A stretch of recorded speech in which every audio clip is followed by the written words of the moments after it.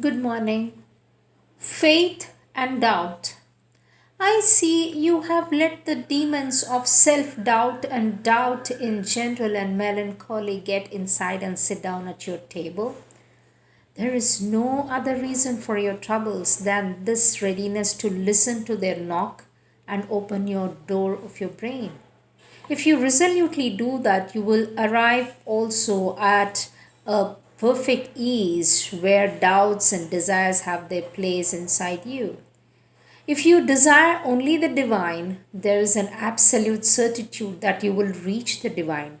But all these questionings and ripenings at each moment, because you have not yet reached, you are only delaying and keep an impeding curtain before your heart and your eyes. For at every step, when one makes an advance, the opposite forces will throw this doubt like a rope between the legs and stop one shot with a stumble. One must not give them that advantage. Instead of saying, I want only the divine, why is the divine not already here to help me? One must say, since I want only the divine, my success is sure. I have only to walk forward with all confidence, and the divine hand will be there secretly leading me to Him by His only way, in His own way, at His own time. That is what you must keep as your constant mantra. And it is besides their own logical and reasonable thinking to do for anything else, or is an irrational self contradiction of the most glaring kind. Anything else, one may doubt whether the supermind will come down, whether this world can ever be anything but a field of struggle for the mass of men. These can be rational doubt. But that he who desires only the divine shall reach the divine in a certitude, much more certain that that two and two make four. That is the faith every sadhak must have in the bottom of his heart, supporting him through every stumble and blow and ordeal. It is only the false ideas still casting their shadow on your mind that is preventing you from having it. Push them aside for good and see the simple inner truth. In a simple and straightforward way, the back of the difficulty will be broken.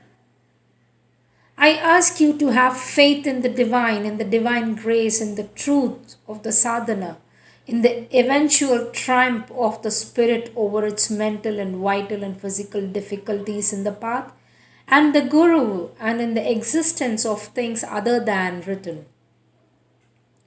If his faith depends on the perfection of the sadhaks, obviously it must be rather a shaky thing. Sadhaks and sadhikas are not supposed to be perfect. It is only sadhaks for whom one can claim perfection, even then, not according to a mental standard.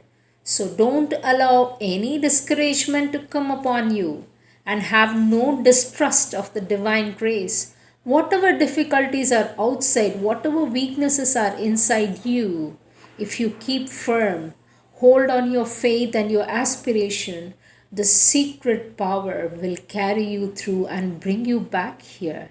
Even if you're oppressed with opposition and difficulties, even if you stumble, even if the way seems close to you, keep hold on your aspiration.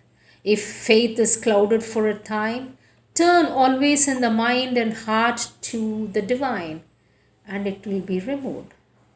As for outer help in the way of letters, we are perfectly ready to give it to you, but keep firm on the way, and then in the end things open out of themselves and circumstances yield to the inner spirit.